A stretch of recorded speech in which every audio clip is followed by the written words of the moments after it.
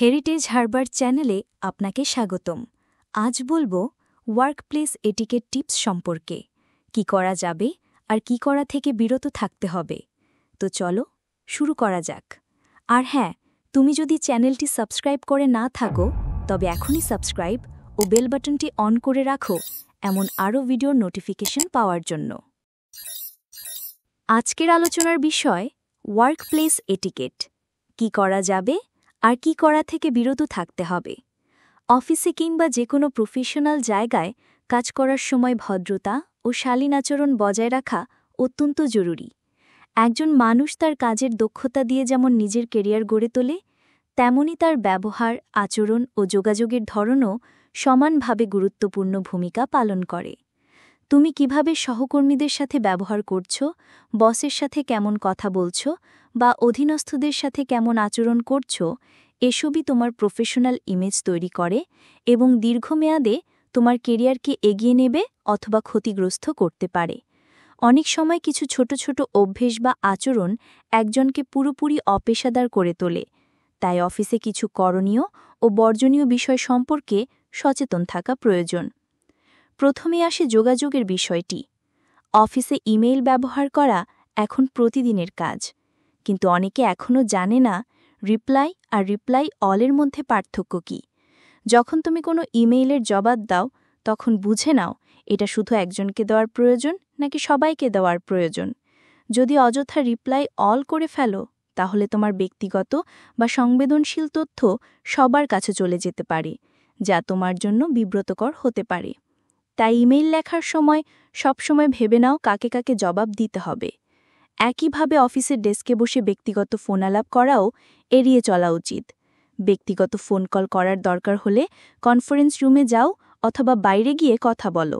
সহকর্মীদের সামনে বসে ব্যক্তিগত বিষয় আলোচনা করলে তাদের মনোযোগ ভাঙে এবং তারা ভাবতে পারে তুমি নিজের ব্যক্তিগত জীবন অফিসে নিয়ে আসছো, যা তোমার ইমেজের জন্য মোটেও ভালো নয়। অফিসে প্রবেশ করার পর ব্যক্তিগত আবেগকে নিয়ন্ত্রণে রাখা খুবই জরুরি। কাজের জায়গা হলো প্রফেশনাল জায়গা, সেখানে উইকেন্ডের গল্প বা ব্যক্তিগত সমস্যার ড্রামা অন্যরা শুনতে চাইবে না। বরং তোমার দায়িত্ব হলো নিজের আবেগ সামলে রাখা এবং কাজের উপর মনোযোগ দেওয়া। যদি কোনো কারণে মনোযোগ হারাও তাহলে নিজেকে কিছুটা সময় দাও, শান্ত হও এবং প্রয়োজন হলে সুপারভাইজার বা এইচআর বিভাগের সাথে কথা বলো। মনে রেখো, ব্যক্তিগত সমস্যা অফিসে এনে কর্মপরিবেশ নষ্ট করা একেবারেই উচিত নয়। একজন ভালো কর্মীর আরেকটি বৈশিষ্ট্য হল সে প্রশ্ন করতে ভয় পায় না।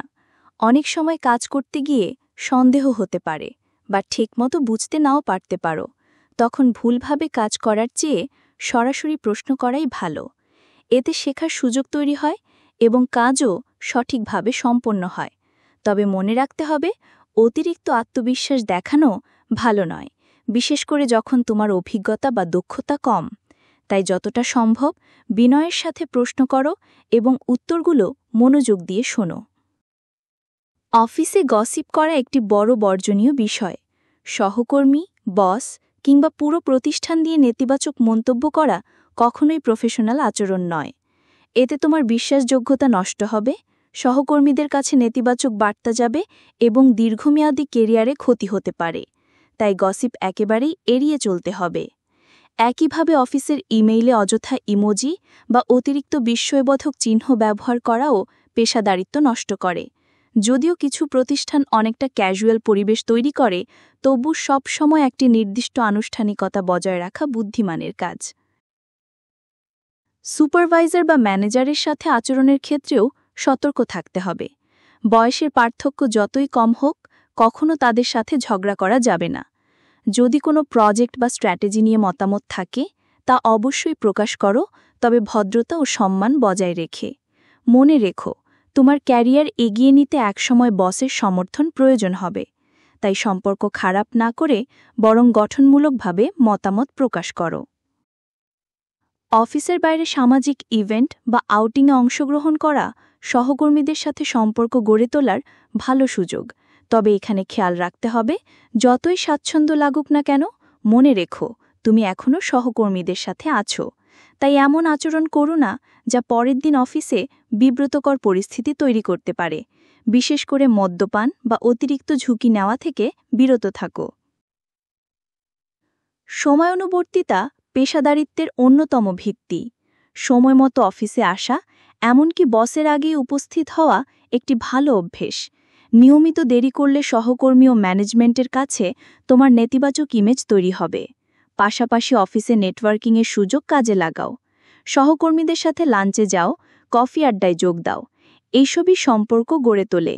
কারো সাহায্যের দরকার হলে আন্তরিকভাবে সাহায্য করো, তবে নিজের কাজ ও ডেডলাইন ক্ষতিগ্রস্ত না করে।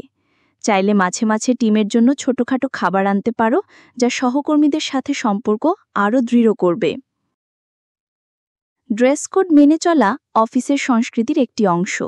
নতুন অফিসে জয়েন করলে সবসময় পরিচ্ছন্ন ও উপযুক্ত পোশাক পরো। অফিসে অতি ক্যাজুয়াল পোশাক যেমন ক্রপ টপ, ফ্লিপফ্লপ বা সি থ্রু ড্রেস এড়িয়ে চলা উচিত। আবার অফিসে হেডফোন ব্যবহার করার সময়ও সচেতন থাকো। অনেক সময় ভুলবশত হেডফোন ঠিকমতো লাগানো না থাকলে গান বা ভিডিওর আওয়াজ সবার কাছে পৌঁছে যায়, যা তোমাকে বিব্রত করতে পারে। পেশাগত জীবনে নতুন কাজ বা চ্যালেঞ্জ গ্রহণের মানসিকতা থাকা জরুরি। অনেক সময় তোমাকে অতিরিক্ত দায়িত্ব দেওয়া হতে পারে বা ছুটির দিনে কাজ করতে বলা হতে পারে। এগুলো আনন্দদায়ক নাও হতে পারে, কিন্তু এগুলো গ্রহণ করা মানে তুমি কোম্পানিকে গুরুত্ব দিচ্ছ এবং নিজেকে ভবিষ্যতে সুযোগের জন্য প্রস্তুত রাখছ। পাশাপাশি নমনীয় হওয়ার মানসিকতা তোমাকে একজন দক্ষ ও নির্ভরযোগ্য কর্মী হিসেবে প্রমাণ করবে। সবশেষে সবসময় ইতিবাচক থাকো। হাসিখুশি মেজাজে কাজ করলে সহকর্মীরা তোমাকে সহজে গ্রহণ করবে। ভুল হলে ভয় পেও না, বরং ভুল থেকে শিখে ভবিষ্যতে উন্নতি করো। কারো কাছেই নিখুঁত হওয়া সম্ভব নয়, তবে ধারাবাহিকভাবে শিখে এগিয়ে যাওয়াই সফলতার মূল। একটি সাধারণ হাসি সহকর্মীদের কাছে তোমার ইমেজকে অনেক উজ্জ্বল করে তুলতে পারে। অফিসে প্রফেশনাল আচরণ মানে শুধু নিজের কাজ ভালোভাবে করা নয়, বরং ভদ্রতা, সময়ানুবর্তিতা, সহযোগিতা, সঠিক যোগাযোগ এবং ইতিবাচক মনোভাব বজায় রাখা। এগুলোই তোমাকে একজন দক্ষ ও সম্মানিত প্রফেশনাল হিসেবে প্রতিষ্ঠিত করবে। ভিডিওটি ভালো লাগলে লাইক, কমেন্টস ও শেয়ার করে দেওয়ার অনুরোধ থাকলো।